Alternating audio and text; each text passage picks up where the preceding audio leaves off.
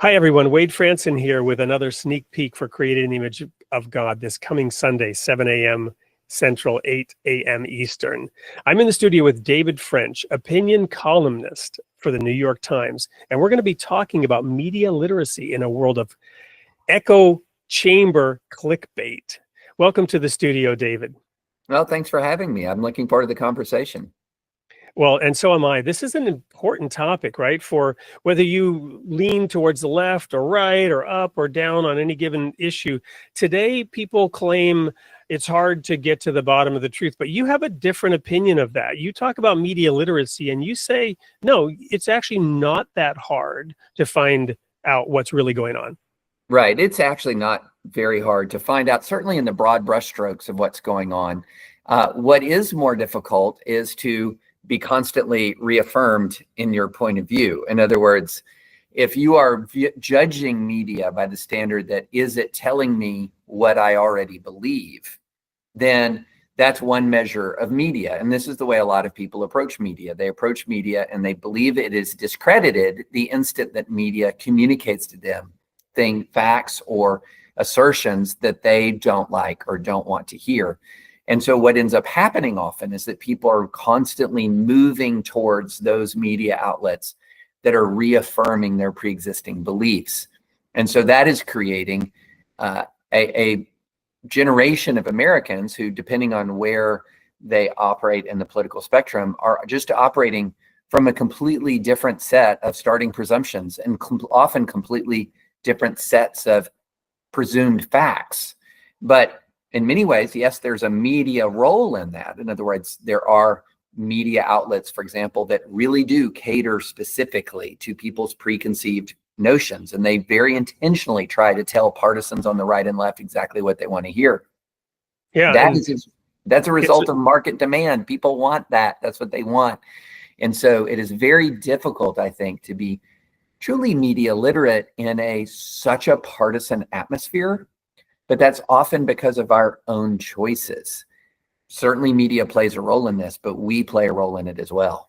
Well, and it's symbiotic or it's codependent rather, right? Because the media companies are actually businesses and they need to make money, and clickbait, throwing red meat or blue meat out to the audience pays off, right?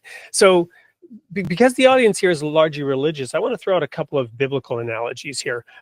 So Jesus talked about new wine in old wineskins, right? He came and he flipped the script, right? He said it's kind of the opposite of what you've always believed. And the challenge for those who would, believe in him was to accept new ideas, different ideas from the ones they'd been familiar with. You write about religion, law, culture, and even armed conflict. Another biblical analogy is from whence come wars and fighting among you. They come from your own lusts. You're carried away by your own lusts, right? So how does this factor into your work? The idea of trying to help people look at things differently and not be caught up with the stuff that, that really appeals to them for whatever reason. Yeah, I think one of the first challenges of media literacy actually is trying to lower the degree of animosity that people feel for their political opponents. It's humanizing people is, oddly enough, one of the first steps to media literacy. Because when I said it's difficult if your entire focus is on reaffirming your prior views, what I meant was it's difficult to know the actual truth when your focus is on reinforcing your prior views.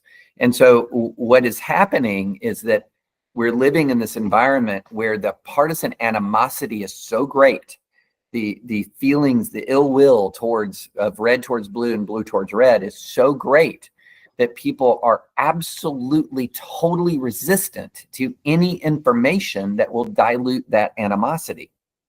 And that's why that animosity is sort of dealing with that. Humanizing opponents is job one if you're actually wanting to create media literacy, because that animosity in many ways inoculates you against the truth. You become unwilling to hear the truth about your political opponents if that truth contradicts your previously held ideas. And that is a tremendous problem at arriving at sort of a shared sense of facts and a shared sense of understanding. Well, David, we'll probably have to agree that when we actually record the show, you'll have to wear a red shirt and I'll wear a blue shirt, right? So we confuse the audience here.